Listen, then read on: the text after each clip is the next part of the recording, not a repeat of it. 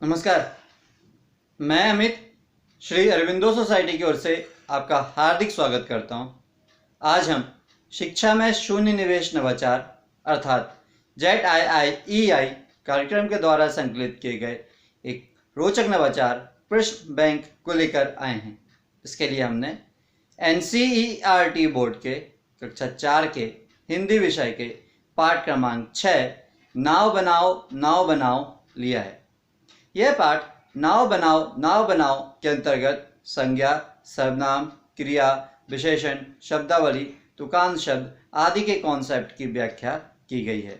तो चलिए हम देखते हैं कि किस प्रकार से हम इस नवाचार का क्रियान्वयन यह पाठ समझने के लिए करते हैं। यह नवाचार प्रश्न बैंक में विद्यार्थी अपने सहपाठियों के साथ मिलकर अपनी वर्तमान पाठ की समझ के आधार पर पाठ से जुड़े अनेक प्रश्न बनाते हैं और उनके उत्तर प्राप्त करके पाठ की समझ और अधिक विकसित कर लेते हैं। और यही इस नवाचार की मुख्य नवीनता या विशेषता होती है।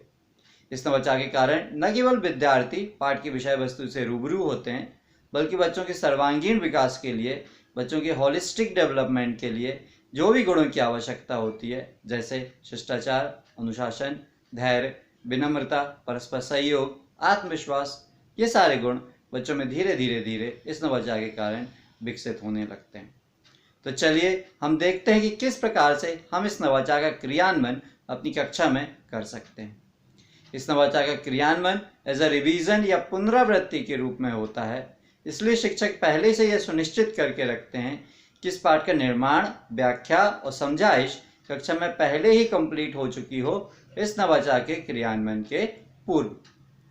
तो जब इस नवाचार का क्रियान्वयन कक्षा में किया जाना होता है, शिक्षक विद्यार्थियों के सामने आते हैं और जितने भी विद्यार्थी होते हैं उनको 7 समूह में बांट दिया जाता है। हर समूह को एक प्रतिनिधि नियुक्त कर दिया जाता है और सभी बच्चों से बोला जाता है कि वो अपनी वर्तमान पाठ की समझ के आधार पर पाठ से जुड़े अनेक प्रश्न बनाएं।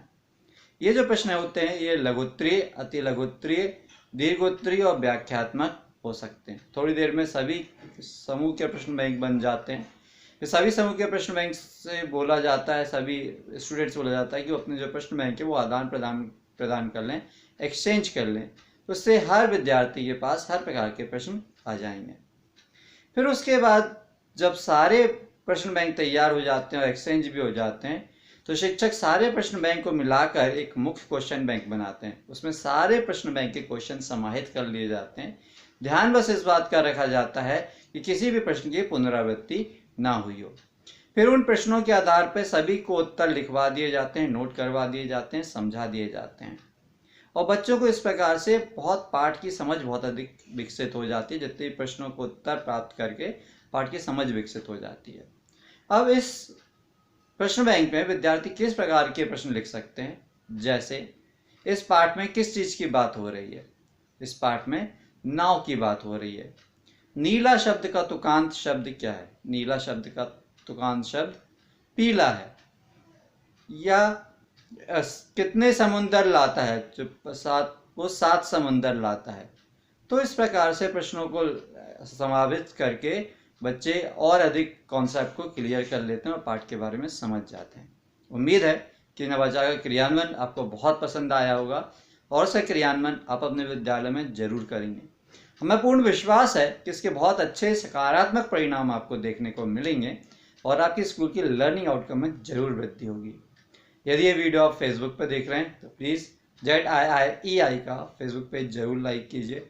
अभी तक यदि आपने ZIIEI का यूट्यूब चैनल सब्सक्राइब नहीं किया तो प्लीज़ आप यूट्यूब चैनल सब्सक्राइब कर लीजिए। नीचे डिस्क्रिप्शन पे इनोवेटिव पाठशाला मोबाइल ऐप का लिंक मौजूद है, जिसे आप डाउनलोड करके इसी प्रकार के रोचक, मनोरंजक और ज्ञानवर्धक नवाचार प्राप्त कर सकते हैं और अपने स्कूल का लर्निंग आउटकम में वृद्धि कर सकते हैं। वीडियो देखने के लिए बहुत बहुत धन्यवाद। नमस्कार।